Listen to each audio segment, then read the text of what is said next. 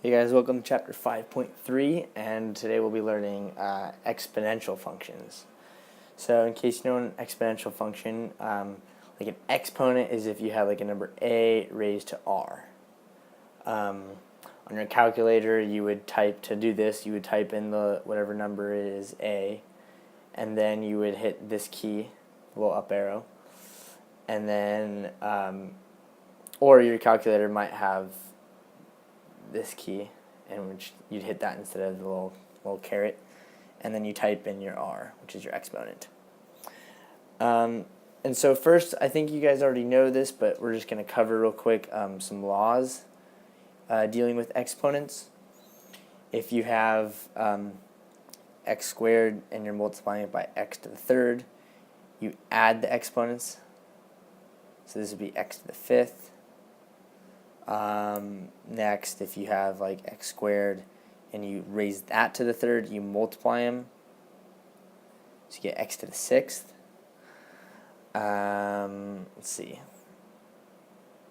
Next one would probably be if you have xy and you raise it to the fifth, it's the same thing as x to the fifth, y to the fifth. If you have x to the 0, if you have anything to the 0 power, it equals 1. And then x to the negative fifth would be 1 over x to the fifth. If it's a negative exponent, it drops the denominator. And this is also the same thing as 1 over x to the fifth. So there's your quick 5 little rules that I found important with exponents before you move on, so you know how to deal with them. So now we'll talk about functions. Your exponential function is going to look like this. F of x equals c, which is a constant, a to the x, whereas a is another constant. So we call c your initial value, and this is because if you have, let's say x is time and like f of x is value, and this is time.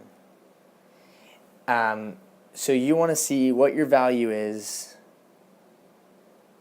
at time 0, like what you begin with. So a to the 0 is 1, so you get c times 1. And so basically f of x equals c. So at time 0, your value is just c. So that's why we call c your initial value. So let me rewrite this. You get f of x equals c a to the x. Okay, so first the book wants you to know how to find, like how to test from a given set of data if it really should be an exponential function versus like a quadratic or a linear or something like that. So what we say is this a value is equal to f of x plus 1 over f of x. So what that means is a is basically like a term divided by the previous term in like a list of functions. So I think it's best to look at it in a chart. So if you had a chart here of x and f of x, so let's do 0, 1, 2, 3, 4. Say 0, you get 5. 1, you get 10, 20, 40, 80. So what I meant by f of x plus 1 over f of x equals a is that a is, so let's say this is your x plus 1 and this is your f of x. So if you divide these two, 10 over 5, you get 2. If you divide, if you took this and divided by that, you also get 2. Same here, 2, same here, 2. So you can see these all have the same ratios. So this 2 is your a. If you get the same ratio when dividing this term by the previous term, this term by the previous term, this term by the previous term, and so on, and you get the same number each time, that is your a value in your function, and that also means that an exponential function is a good fit. So let me show you an example of a set of data, and you're asked to model an exponential function based on this set of data. So let's give you an xy table, and say it gives you negative 1, 0, 1, 2, and 3. Let's say the y value is 32, 16, 8, 4, and 2. So first things first, you want to see, is it an exponential? And so we're going to look and we're going to do this. You divide 16 by 32, get 1/2. 8 16, you get 1/2. 4 by 8, 1/2. 2 by 4, 1/2. So it is an exponential. Next, get your a value. A is going to be 1/2. And then the third step is you want to find your c, your initial value. And so you can do this by looking whenever x is 0, which is right here. So we can see when x is 0, your y is going to be 16. So that's your initial value, 16. And then step 4 is just write your equation. So now we can say your equation is going to be f of x equals ca to the x. We have c, which is 16. 16 times a, which is 1/2, to the x. And so this is your model. So now let's go over some properties of graphs. So in your equation, f of x equals ca to the x. When a is greater than 1,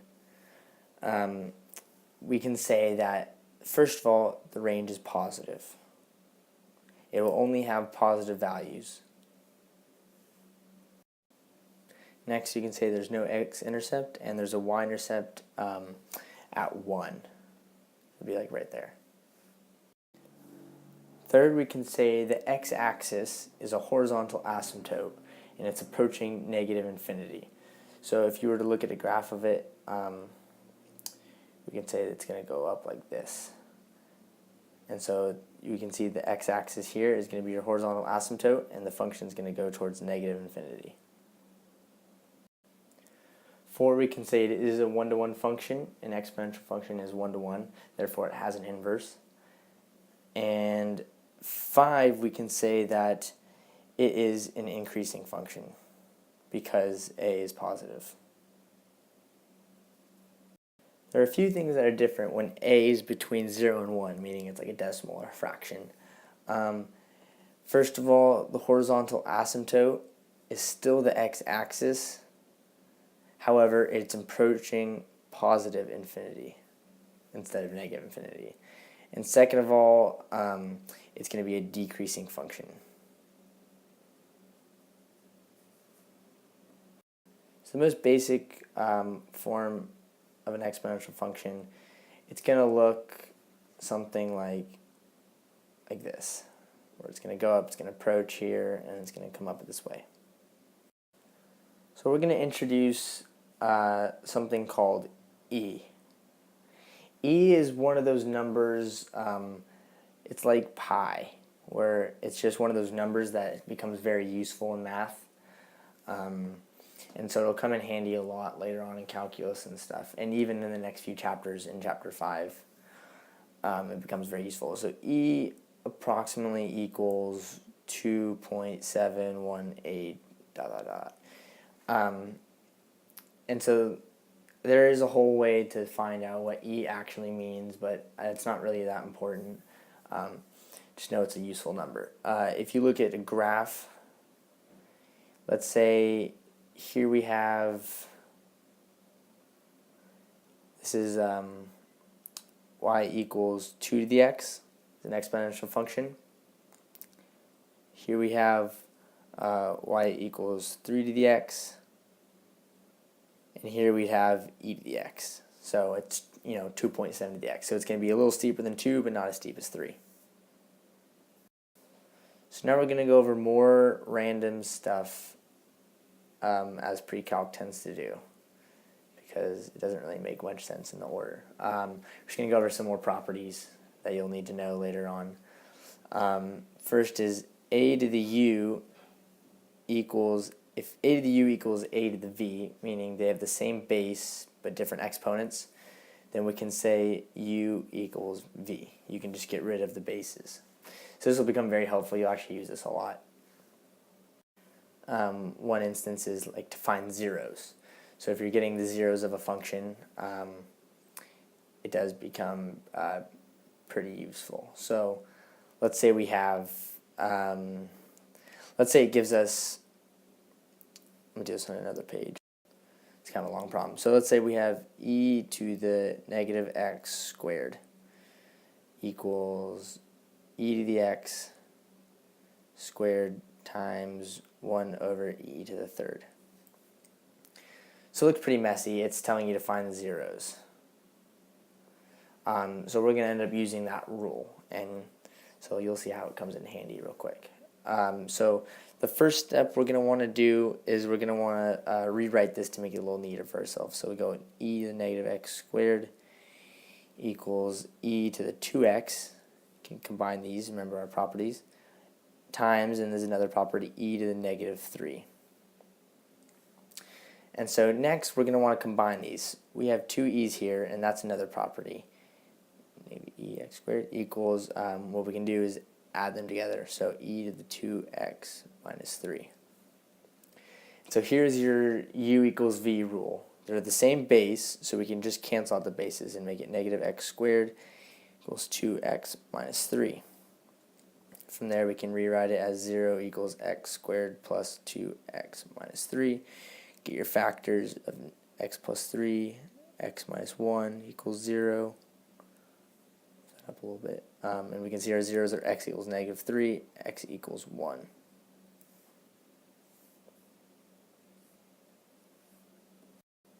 You may also want to manipulate certain formulas to be able to use this rule. So an example of this is, say we have f of x equals 1/2 to the x minus 4, and you want to find the zeros. So we just set that equal to 0. So we'd have 1/2 to the x, move over the 4, equals 4. And we want to set x equal to something, but x is in an exponent. So what we can do is manipulate this like that, so we have the same base. So you just made it 1/2, and then think what exponent would make 1/2 back to 4, and that's negative 2, because that would flip it to make it 2, and then square it to make it 4. So now we can take out the bases. We can say x equals negative 2, and that's your 0. So that's it. That's a rundown on exponential functions. So next we'll be moving into logarithmic functions, which are a little different, and it'll get a little more confusing and complicated, but that's it for exponential functions. So we'll see you next video.